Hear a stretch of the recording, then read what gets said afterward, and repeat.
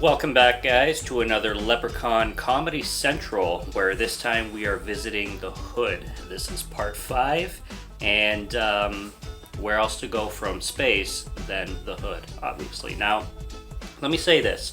The Hood is actually a location that makes a little bit more sense when it comes to the Leprechaun, just because of the whole rhyming thing. You got rapping, so you got rhyming, and I'd say that's about it.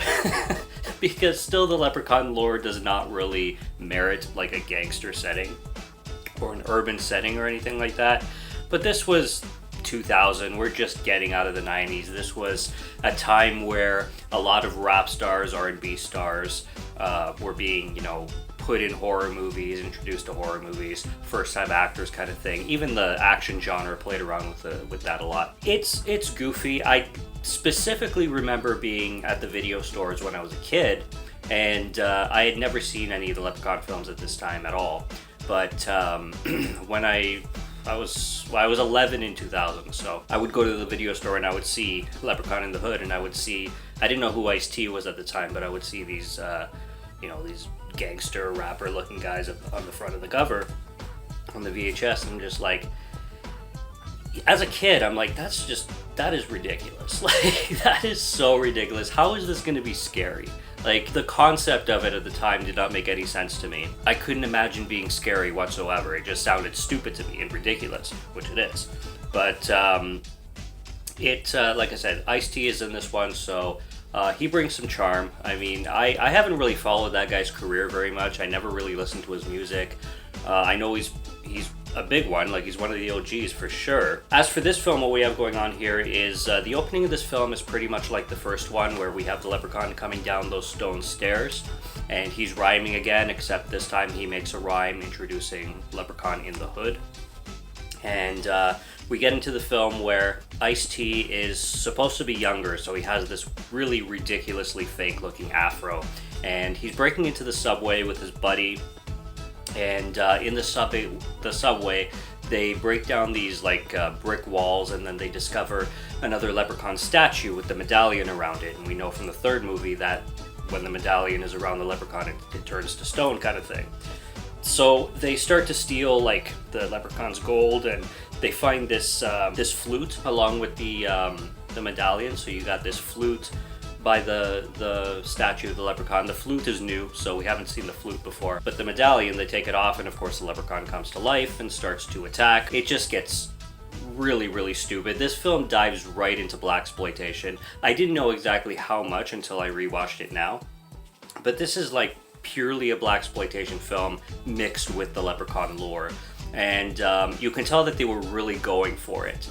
And I appreciate that, because it didn't seem accidental. They definitely seemed like they knew what they were doing with the ridiculous hip-hop meets Leprechaun vibe kind of thing. I mean, Ice-T, he takes a baseball bat out of his afro, and he just gets ready to fight the Leprechaun. He whips out a gun, and then the Leprechaun touches the gun, and the gun just heats up because apparently the Leprechaun is allergic to hot or cast iron or something like that. And it's just, it's purely played off almost spoof-like. And then there's this wooden kind of 2x4, whatever it is, kind of in the seesaw position, and the Leprechaun's on it, and then somehow the medallion is on it, and then it gets flinged in the air, and then the medallion falls onto the Leprechaun's neck, turning him into stone again. And then Ice-T's character, Mac Daddy is his name, because that's super original. He's like, "Got you, motherfucker!" And then he takes the statue and takes it as his own, and he also takes the flute. And this flute is a magical flute, and it allows anybody who uses it to make this transcendent kind of melodies that, I guess the frequency is set to a certain vibe that it mesmerizes people, and it kind of puts them into a trance almost. So he uses this in his music career and ends up becoming a huge rap star. And then we flash forward a few years later, and there's these rappers, these group of rappers who are trying to make it big. They want to enter this competition in Las Vegas, and they end up running into Ice-T's character, and they want a shot kind of thing. And Ice-T is, on his high horse at this point. He's the biggest rapper around, and They go meet him in his house or in his studio or wherever, and they see this statue of the leprechaun with the medallion around it. And of course they start fiddling with it, and Ice-T's character Mac Daddy's like, "Don't touch that shit. What do you think this is, your house?" or some shit like that. And I wanted to mention too that this hip hop group that's trying to make it big is like a positive hip hop group. Like they're not Christian hip hop, but they like want to spread positivity in the hood, and they're like anti-gun and anti-hoes and anti-bitches and everything. It's ridiculous, and especially with Ice-T's character being the total opposite. He's all for the gangster rap. So that plays out funny. And when they get kicked out, basically they come up with this scheme where they want to break into Ice-T's home. It's Mac Daddy, but I'm just, for all intents and purposes, I'm going to keep saying Ice-T because that's how we know him best.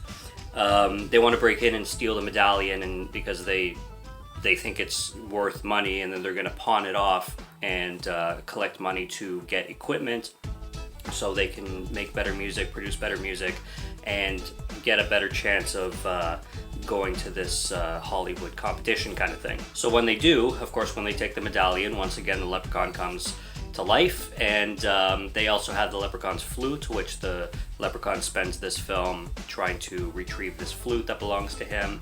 The gold, of course, he wants the gold as well. And ridiculousness ensues from there, and the leprechaun is basically hunting his gold, his flute, as he does in the last films, except now he's hunting his flute as well. And these rappers discover the flute's powers, and they use it to their advantage as well to boost their career and kind of cheat their way into the competition thing as well. So there's a lot of funny things that happen in this film. Like I said, it really does blend blaxploitation, pure blaxploitation, with the Leprechaun lore and the lore that you got from the other Leprechaun films. And they play with it. Like, obviously you have the Leprechaun coming in, and you know, a guy will be smoking weed, and then that's when the Leprechaun shows up. So obviously he assumes he's tripping out, and then he starts smoking with the Leprechaun, which you can just imagine even without watching these films that's probably what's going to happen. Eventually you're going to have the Leprechaun having a session with the gangsters, and then they're going to start rapping kind of thing. It's what you expect to happen, kind of happens. It plays with a lot of interesting things, and watching this film today, it's a 2000 film, but watching it in 2024, there's a scene specifically. This film plays with like drag and trans a lot. Like purely like for comedy. Like it's all for laughs, it's all for comedy, and I find it hilarious. But if you're sensitive to that shit, just keep in mind that happens a lot in this film.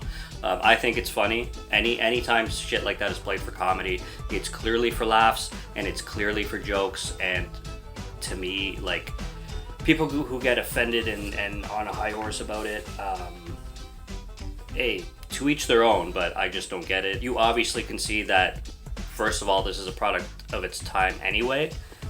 But like I said, it just played for laughs. So you have this guy. I don't exactly know what his position is, whether he's a producer or whether he's a promoter or something like that. But he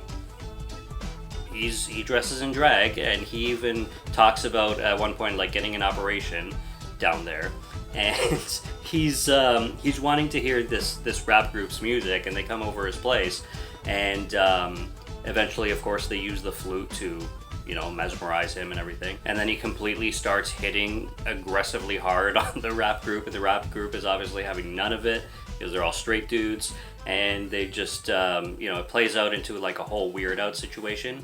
And then you have the Leprechaun coming in, and I don't know what this individual, how he sees the Leprechaun, but he's like he thinks the Leprechaun is some kind of trick or something like that, and he's trying to get rid of the Leprechaun, but eventually he decides to go to bed with the Leprechaun. And then there's this kill scene where the Leprechaun kills this drag trans person, whatever he is or she is, and the guys come in and they see like the Leprechaun on top of the guy, and they think that they're fucking, but meanwhile, it's the Leprechaun killing him instead. There's a scene in here that the Leprechaun gets lit on fire, and it really looks practical. And I'll have to do my research, but for all intents and purposes, it definitely looks practical. And if it is, good on Warwick or good on whoever the stuntman was. But it certainly does look like a person lit on fire. Very much just like Kane Hodder did in Friday 7.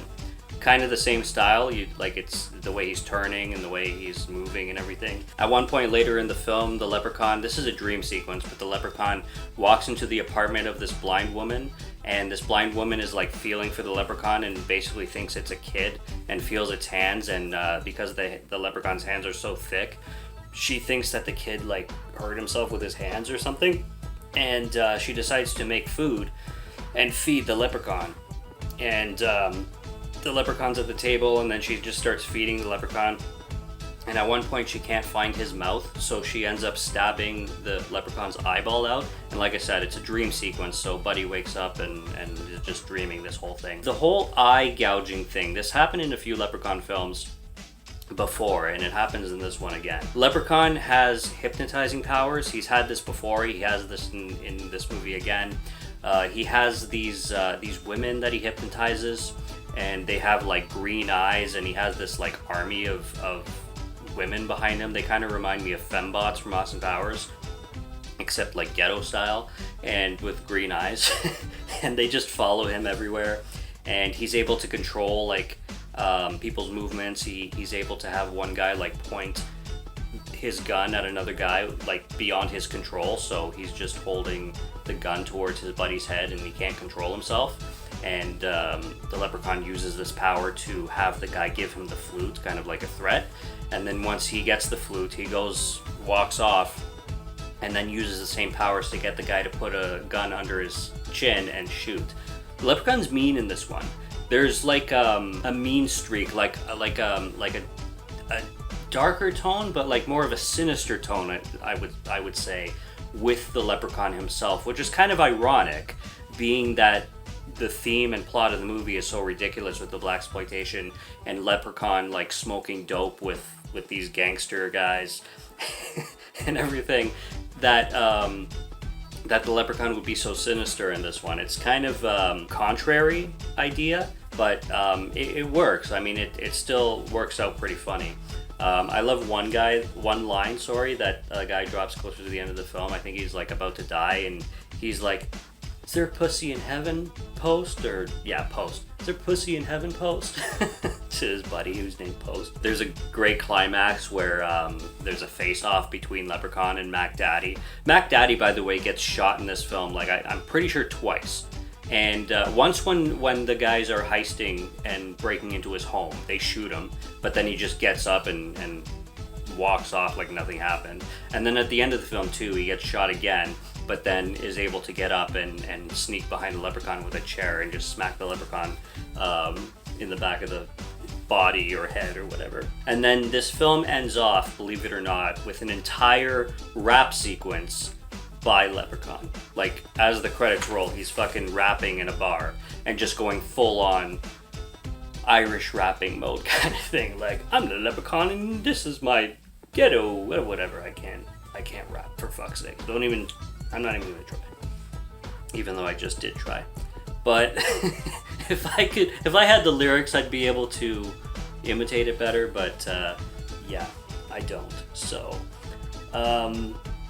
this film, I feel kind of weird giving this such a high score as I did, but I had to, at the end of this one, give this a 3.5.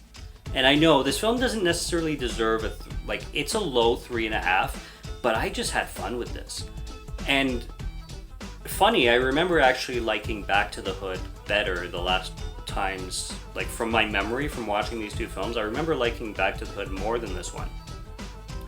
But this one I had a really good time with this time. Maybe I was just in a great mood. Maybe I was just vibing with this cheesiness that was going on with the whole like ghetto versus Leprechaun idea. The trans person in the middle of the film, she calls the rappers sissy motherfuckers. She's like, "Come on and defend me, you sissy motherfuckers." Meanwhile, like, it's a guy wearing a bunch of girl clothes and he's calling everybody else sissies. It's just funny. Again, this shit's funny, okay? When it's played for comedy should never be like censored in that way. It's just comedy. People need to relax. That's my opinion. This is not a very like politically correct woke channel, so if you're looking for a politically correct, purely woke channel, you're gonna have to look elsewhere. There's this Asian guy too, again, product of its time one more time. This Asian guy named Chow, very stereotypical once again.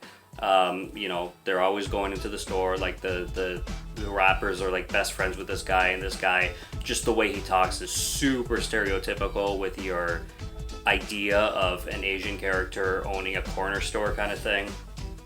That's always funny when he interacts with the rappers and just the dialogue going back and forth with those guys. Another thing that I really like, the kills are fine, but one thing Leprechaun can do in this film, which is again, he's a very powerful character, and again, I don't know why Leprechaun gets defeated when he's so powerful. He's able to, like, just using his hands like air blasts, he's able to blast holes like right through people. So he'll go like, and then like a hole will just like totally like rip through somebody, where iced teas like will be like peeking through somebody's body.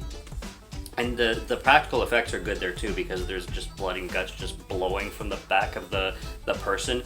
But it raises the question, if Leprechaun can do this, why doesn't he just do this all the time? You know what I mean? So once again, Leprechaun is way too powerful to be being defeated all the time. This film's just fun. Honestly, this film is just fun. Product of its time, but it's funny. It's funny the way they do it.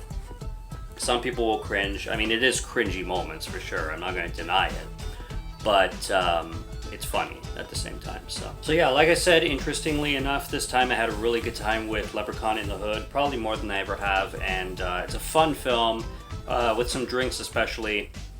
It's a blast throughout. So that's all I got on that. Subscribe to Morgan Film Fan if you'd like to listen to my voice, or if you like my film reviews. I'll be back with more soon, so stay tuned for those. Check out what's on the channel already. Stay tuned for what's coming. Until next review, have a good one.